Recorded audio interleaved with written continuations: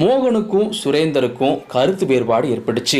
ஒரு வெற்றிகரமான நடிகரா உச்சத்துல இருக்கும் எந்த ஒரு கலைஞனுக்கும் ஈகோ வர்றது இயல்பு.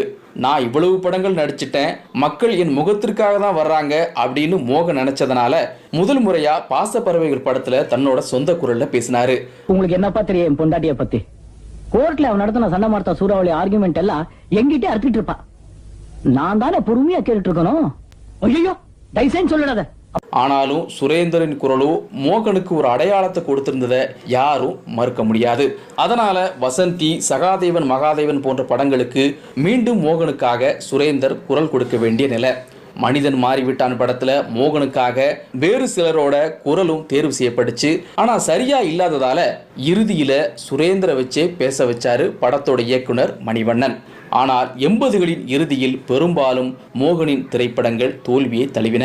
அதுக்கப்புறம் மோகன் நடித்த உருவ